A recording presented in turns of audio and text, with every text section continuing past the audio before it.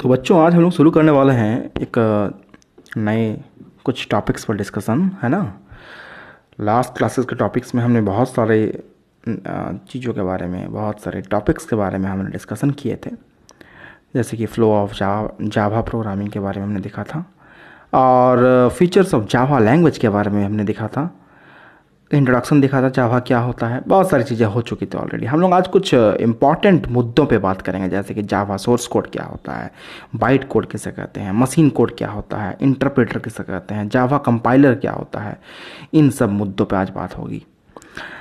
बड़ा इंटरेस्टिंग आज होने वाला है, देखिए समझिए। जावा सोर्स कोड क्या होता है?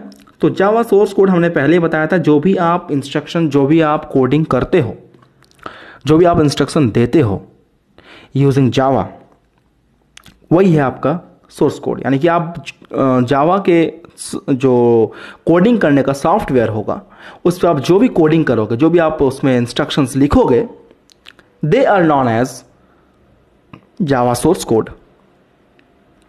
whatever you write, whatever code you write, that is known as java source code. Simple.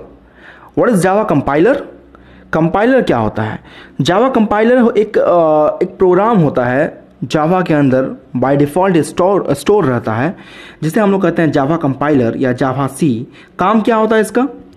काम होता है ये सोर्स कोड को बाइट कोड में कन्वर्ट करता है। सिंपल, सोर्स कोड को बाइट कोड में कन्वर्ट करता है। जैसे हम लोग जावा के सॉफ्टवेयर में, जो भी हम लोग जावा के कोडिंग करने का एक इन्वायरमेंट होता है, एक प्लेटफॉर्म होता है जहां हम लोग जावा की कोडिंग्स को करते हैं, उस प्लेटफॉर्म में, उस इन्वायरमेंट में हमें कोडिंग्स लिखने के बाद एक ऑप्शन मिलता है जिसे हम लोग कहते हैं कंपाइल ऑप्शन। क्या कहते हैं उसे? हम लोग कंपाइल ऑप्शन कहते हैं। कंपाइल ऑप्शन क्या करता है? कंपाइल करता है। कंपाइल करने का मतलब क्या हो गया? सोर्स कोड को कन्वर्ट करता है बाइट कोड में। और साथ ही साथ एक बहुत इंपॉर्टेंट चीज देखता है कि एरर्स फाइंड करने का काम। अगर कोई एरर होगा तो कंपाइल करने के बाद ही आपको उसका मैसेज स्क्रीन पे आ जाएगा कि यहां यहां यहां यहां यहां यहां यहां यहां आपका एरर है ना। तो उस एरर को आप जैसे ही रेक्टिफाई करोगे, ठीक कर लोगे, तो वैसे ही दोबारा कंपाइल करेंगे हम लोग, तो फिर से चेक करेंगे तो देखेंगे एरर्स नहीं रहेंगे और सीधा ये कंपाइल होकर के बाइट कोड में कन्वर्ट हो जाएगा। बात क्लियर? हाँ। इसके बाद क्या होता है? बाइट कोड क्या हो गया भाई? अब जब बाइट कोड बना तो बाइट कोड क्या है? सोर्स कोड देख लिया। अब सोर्स कोड बदला बाइट कोड में, तो बाइट कोड क्या होता है? Byte code is Java source code is compiled into byte code by Java C. This byte code is independent of the machine on which the program is to run. ये जो byte code बना, यानी कि machine code को compile करने के बाद जो बाइट कोड बना, ये इंडिपेंडेंट होता है। एक ऐसा कोड है, it is also a type of code, but it is independent. ये एकदम से इंडिपेंडेंट होता है कि आप इस कोड को किस मशीन में या किस कंप्यूटर पे रन करने वाले हो, इससे कोई मतलब ही नहीं। ये इंडिपेंडेंट होता है अपने सिस्टम से, अपने मशीन से ये इंडिपेंडेंट होता है। जिस मशीन में बनाया गया है या जिस मशीन में उसको रन करना है, उस मशीन में जो भी फंक्शनैलिटी रहे, कोई फ़र्क नहीं पड़ता है, ये इजीली रन करेगा। ठीक है? रन करने का मतलब होता है एग्जीक्यूट करवाना। आपने जो भी कोड की लिखा है उसको एग्जीक्यूट करवाना, देखना कि सारे काम सही सही तरीके से हो रहे हैं कि नहीं, है ना।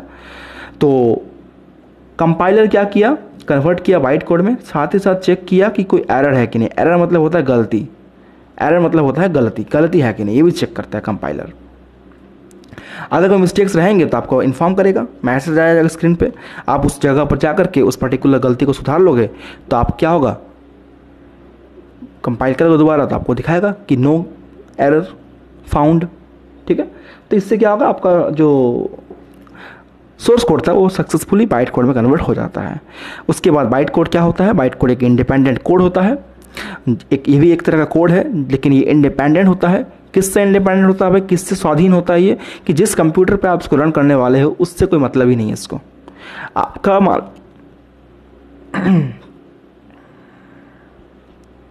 आप मान लीजिए आपने किसी कंप्यूटर पर इसको बनाया है, कोड को लिखा है, विंडोज 7 में लिखा है आपने, और आप इसको विंडोज़ वाले ऑपरेटिंग सिस्टम पर रन नहीं करना चाहते हैं, आप चाहते हैं इसको रन करना लाइनक्स में, आप इसको रन करना चाहते हैं मैक ओएस में, ठीक है। उबंटू में किसी में भी बस को रन करना चाहते हैं रन कर सकते हैं, कोई दिक्कत नहीं है। किस इन्वायरमेंट में रन कर रहे हो उससे इस बाइट कोड को कोई मतलब ही नहीं है, सिंपल। नेक्स्ट है हम लोगों का जावा interpreter. What is Java interpreter? The Java interpreter decode and execute bytecode for the Java virtual machine. The interpreter is actually a part of JVM, which converts bytecode into machine code.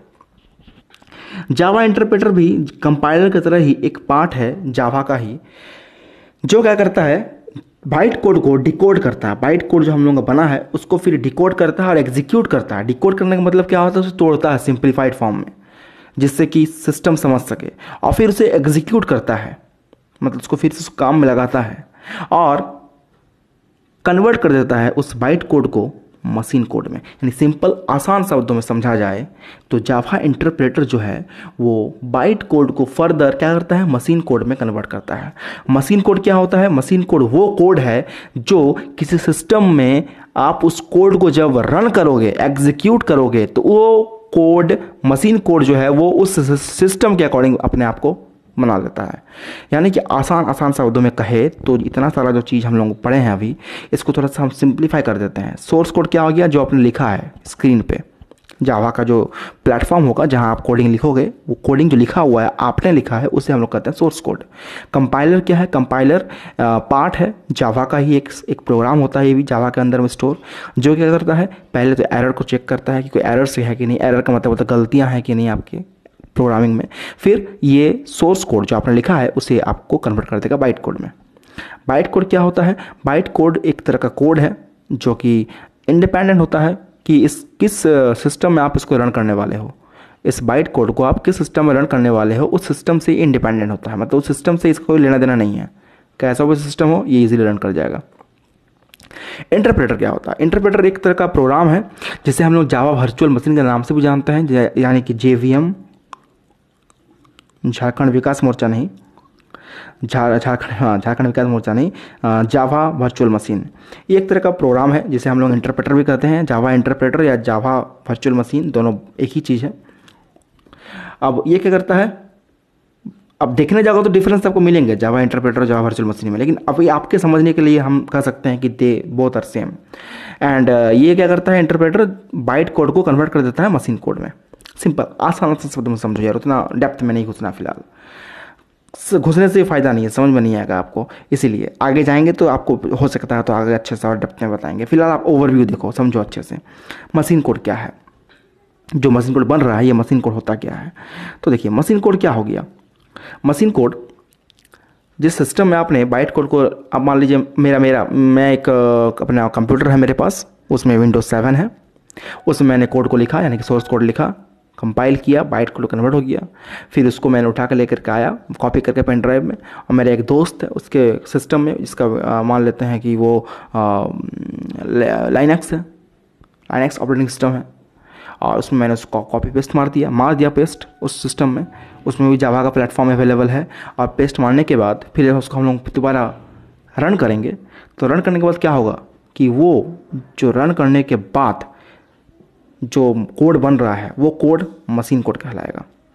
यानी कि वो code जो उस machine के according है, यानी कि जिस सिस्टम में आपने कोड को, जिस सिस्टम में आपने बाइट कोड को डाला, जिस सिस्टम में आपने बाइट कोड को डाला, उसी बाइट कोड को उस सिस्टम के अकॉर्डिंग चेंज करना पड़ता है। यानी क्योंकि आपने किसी और सिस्टम में आपका कोडिंग किया है और लेकर के आए हो किसी और सिस्टम में, तो ऑब्वियस सी बात है कि जहाँ का कोडिंग है आपका कोड तो उसी पुराने वाले सिस्टम के अकॉर्डिंग काम करने वाला है, लेकिन उसको तो हम लेकर के आ रहे हैं नया वाला सिस्टम में, तो क्या होगा कि उस कोड को नए वाले सिस्टम के अकॉर्डिंग अपने आप को चेंज करना पड़ेगा। तो वही करता है इंटरप्रेटर काम। इंटरप्रेटर उस पुराने वाले मशीन के अकॉर्डिंग उसको नहीं रखता बाइट कोड को, उसको चेंज कर देता है नए वाले मशीन के हिसाब से, और नया वाला मशीन के हिसाब से जो कोड बनता है उस कोड को हम लोग कहते हैं machine code. That's it, simple है ना। तो यहीं तक हम लोग आज का टॉपिक था। आसान शब्दों में समझाने का तो कोशिश किए हैं, बाकी आपको कितना समझ में आया है ये आप कमेंट में बताइएगा, और कोई डाउट रह जाता है तो हमको डेफिनेटली बताइए, हम उसको सॉल्व करने की कोशिश ज़रूर करेंगे। ठीक है, तब तक के लिए take care and good bye.